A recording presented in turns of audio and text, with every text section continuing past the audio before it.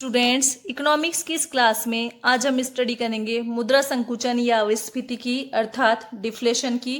Firstly हम देखते हैं कि मुद्रा संकुचन का अर्थ एवं परिभाषाएं क्या है, अर्थात विभिन्न अर्थशास्त्रियों ने इसे किस प्रकार से परिभाषित किया है। देखिए, मुद्रा संकुचन या डिफ्लेशन मुद्रास्फीति अर्थात इन्फ्लेशन की बिल्कुल अपोजिट सिचुएशन है। जब सामान्य कीमत स्तर में गिरावट आने से मुद्रा की क्रय शक्ति में वृद्धि मुद्रा के मूल्य को बढ़ा देती है, तो इस सिचुएशन को हम मुद्रा विस्फीति या मुद्रा संकुचन अर्थात डिफ्लेशन कहते हैं। मुद्रा संकुचन में मूल्य सामान्य कीमत स्तर से भी बहुत नीचे हो जाते हैं।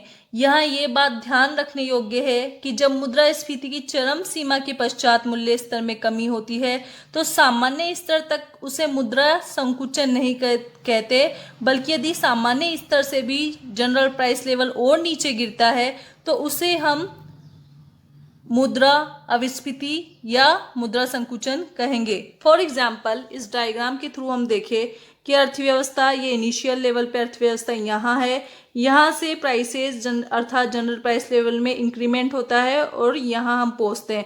तो ये सामान्य मूल्य स्तर है, अर्थात ये जनरल प्राइस लेवल का एक नॉर्मल स्तर है, यहाँ तक कोई प्रॉब्लम नहीं है। लेकिन यदि इसके पश्चात जनरल प्राइस लेवल बढ़ता है और यहाँ तक बढ़ता है तो ये इन्फ्लेशन की सिचुएशन है और यहाँ इन्फ्लेशन अर्थात मुद्रास्फीति चरम सीमा पर पहुंच गया है। इस मुद्रास्फीति को कम करने के लिए अर्थव्यवस्था में जानबूझकर ऐसे प्रयास किए जाएंगे ताकि सामान्य कीमत स्तर नीचे गिरे और ये अपने नॉर्मल लेवल पर अर्थात सामान्य स्तर पर पहुंच जाए। तो यहाँ पर जो प्रयास किए गए हैं सामान्य कीमत स्तर में कमी के, इसे हम कहते हैं डिसइन्फ्लेशन अर्थात मुद्रा अपस्फीति की सिचुएशन। ये मुद्रा संकुचन नहीं है। लेकिन इस सामान्य स्तर के पश्चात भी यदि मांग और पूर्ति की क्रियाओं के प्रभाव से जनरल प्राइस लेवल में और कमी होती है तो इसे हम कहते हैं डिफ्लेशन अर्थात मुद्रा संकुचन। मुद्रा संकुचन की स्थिति में अर्थव्यवस्था में उत्पादन, रोजगार और आमदनी घट जाते हैं तथा बेरोजगारी, उत्पादन के घटने तथा फर्मों के लिए व्यावसायिक हानि की स्थिति उत्पन्न हो जाती है। जबकि बात यदि हम डिसइन्फ्लेशन की अर्थात मुद्रा अपस्फीति की करें तो इसके द्वारा मुद्रास्फीति को रोकने के उपाय किए जाते हैं ताकि मुद्रास्फीति पर कंट्रोल किया जा सके। इसमें बढ़ी हुई कीमतों को पुनः अपने साधारण स्तर तक लाने का प्रयास किया जाता है। इस प्रकार से डिसइन्फ्लेशन और डिफ्लेशन में दोनों में एक मूलभूत अंतर यह है कि जो डिफ्लेशन है वो स्वयं एक बीमारी है, जबकि डिसइन्फ्लेशन क्या है, मुद्रास्फीति का इलाज है। अर्थात मुद्रास्फीति को कंट्रोल करने के लिए जब जनरल प्राइस लेवल में कमी की जाए और ये कमी सामान्य स्तर तक हो तो इसे हम डिसइन्फ्लेशन या मुद्रा अपस्फीति कहेंगे और ये जानबूझकर किए जाते हैं मुद्रास्फीति को कंट्रोल करने के लिए। किंतु जब मांग और पूर्ति की शक्ति के प्रभाव से सामान्य स्तर से भी यदि जनरल प्राइस लेवल और नीचे गिरे तो इसे हम कहते हैं डिफ्लेशन। इससे अर्थव्यवस्था पर बुरा प्रभाव पड़ता है।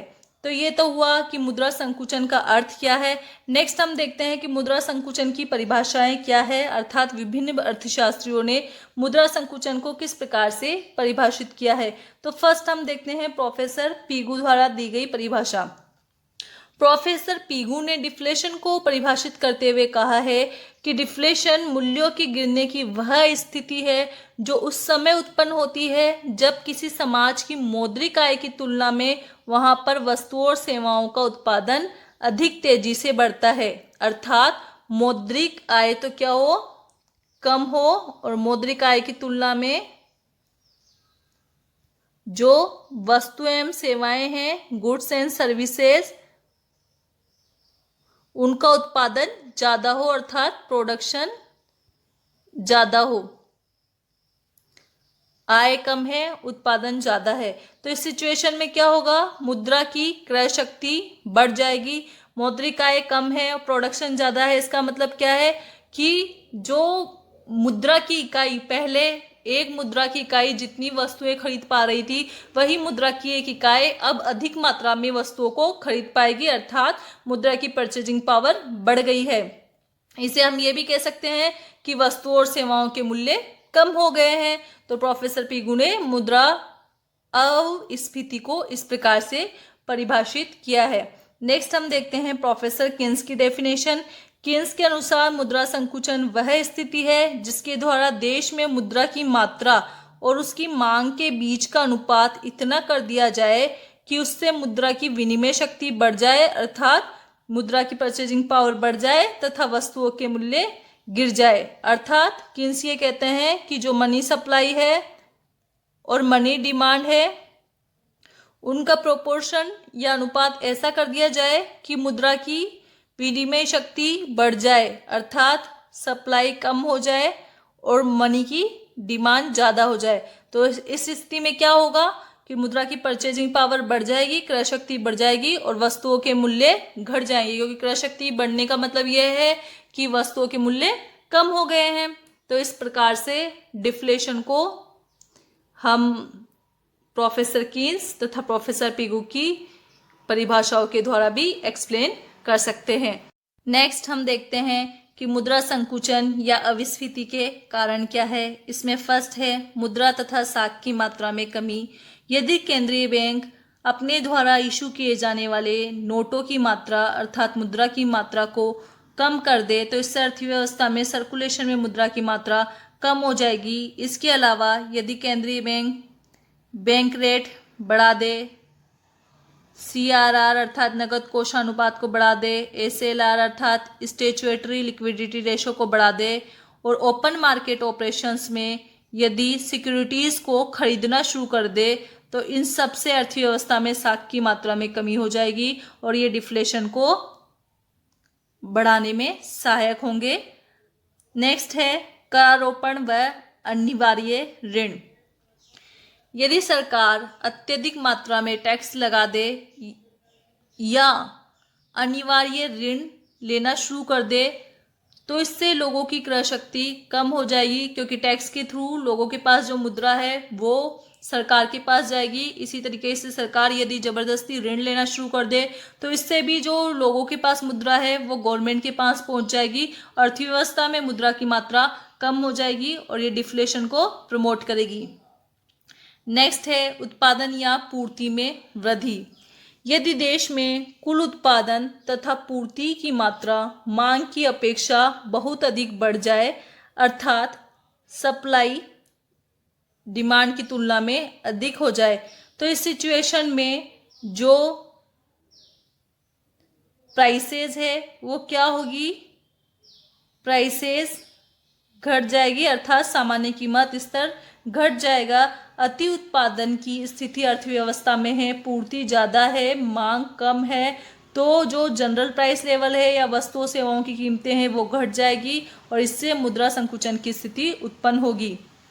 नेक्स्ट है सरकारी व्यय में कमी। जब सरकार अपने व्यय में अप्रत्याशित कमी कर देती है, अर्थात सरकार सरप्लस बजट बनाती है, अर्थात आधिक्य का बजट बनाती है जिसके अंदर जो सरकार की आय है अर्थात पब्लिक रेवेन्यू है वो पब्लिक एक्सपेंडिचर अर्थात सरकार के व्यय की तुलना में अधिक होता है, तो इस सिचुएशन में अर्थव्यवस्था में मुद्रा की मात्रा में कमी आ जाती है और मुद्रा संकुचन की स्थिति उत्पन्न होती है। नेक्स्ट है निजी विनियोग में कमी। निजी विनियोग में जब कमी होती है तो विनियोग में कमी होने से आय, उत्पादन तथा रोजगार का स्तर भी घट जाता है और इसके परिणाम स्वरूप डिफ्लेशन की सिचुएशन अर्थव्यवस्था में क्रिएट हो जाती है। तो ये है मुद्रा संकुचन या मुद्रा अविस्फीति के कारण। नेक्स्ट हम देखेंगे मुद्रा संकुचन या मुद्रा अविस्फीति के प्रभाव अर्थात इफेक्ट्स और इम्पैक्ट ऑफ डिफ्लेशन। मुद्रा संकुचन के प्रभाव मुद्रा प्रसार के प्रभाव से बिल्कुल विपरीत है और इनकी स्टडी हम दो पार्ट्स में डिवाइड करके करेंगे।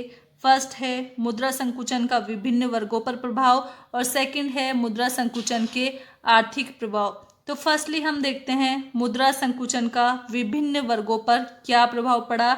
इसमें हम फर्स्ट देखेंगे विनियोजकों पर अर्थात इन्वेस्टर्स पर पड़ने वाला प्रभाव। कैपिटल इन्वेस्टर्स पर डिफ्लेशन का बुरा प्रभाव पड़ता है क्योंकि नीचे मूल्यों के कारण उनका लाभ हानि में परिवर्तित हो जाता है।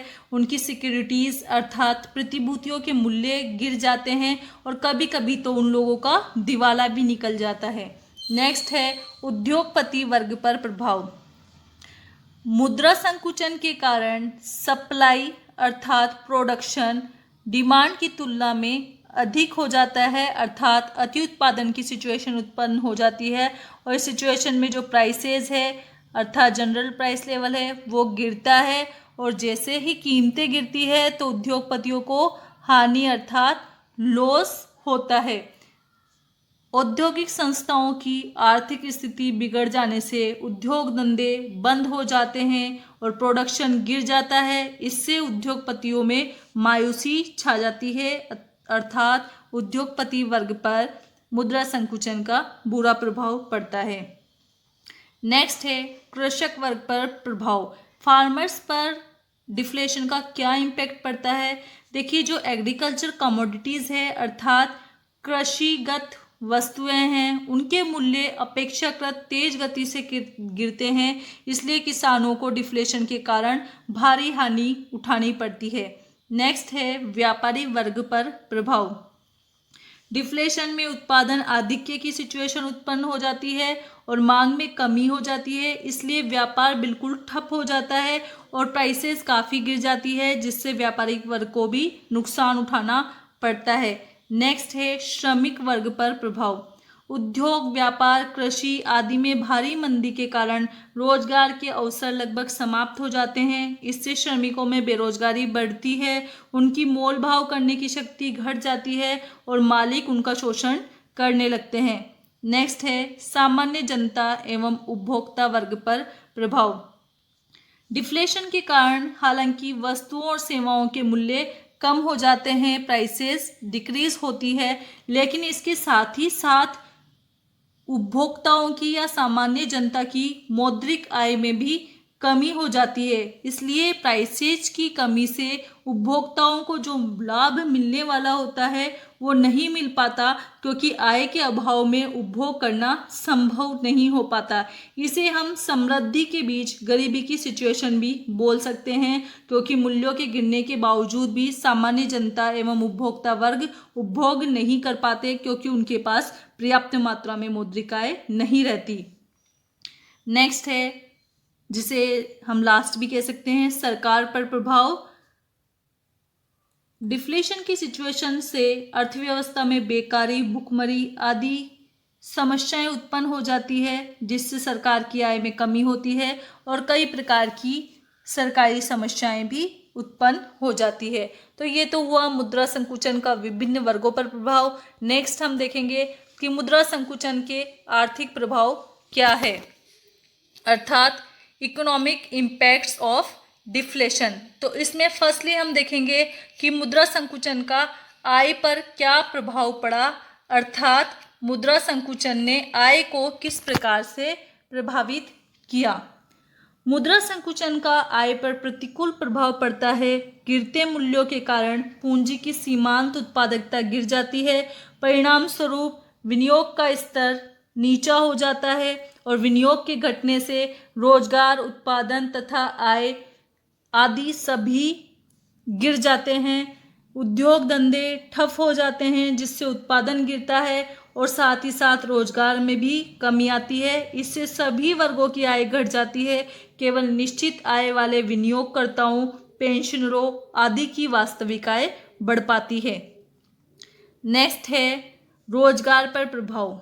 मुद्रा संकुचन का रोजगार पर भी प्रतिकूल प्रभाव पड़ता है, क्योंकि गिरते मूल्यों के कारण व्यापार, उद्योग, कृषि तथा समस्त उत्पादन कार्यों में शिथिलता और अवसाद छा जाता है। कारखानों के बंद होने के परिणाम स्वरूप बड़े पैमाने पर बेरोजगारी फैलती है। बेरोजगारी के कारण उपभोग एवं विनियोग मांग गिरती है, क्योंकि लोगों के पास रोजगार नहीं है तो उनके पास आय नहीं होगी, और जैसे ही आय नहीं होगी तो ना तो वो उपभोग कर पाएंगे और ना ही वस्तुओं सेवाओं की मांग उत्पन्न होगी। और जब वस्तुओं सेवाओं की मांग नहीं होगी तो इन्वेस्टमेंट की भी आवश्यकता नहीं पड़ेगी। इससे प्रभावपूर्ण मांग में कमी होगी और परिणाम स्वरूप कंटिन्यूअसली बेरोजगारी बढ़ती जाएगी। नए उद्योगों की स्थापना तो दूर की बात रही, जो पुराने उद्योग हैं उनका संचालन, विस्तार एवं विकास भी ठप पड़ जाता है, जिससे रोजगार में भयंकर शिथिलता आ जाती है, बेकारी बढ़ती है और नए रोजगार के अवसर भी समाप्त हो जाते हैं। नेक्स्ट है उत्पादन पर प्रभाव। मुद्रा संकुचन का उत्पादन पर बहुत ही प्रतिकूल प्रभाव पड़ता है।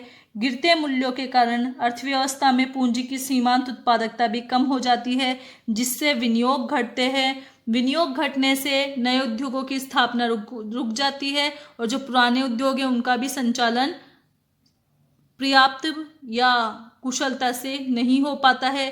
परिवहन क्षेत्र में भी मंदी आ जाती है। सर्वत्र बेरोजगारी छा जाती है, जिससे उपभोग और विनियोग दोनों की ही मांग घट जाती है।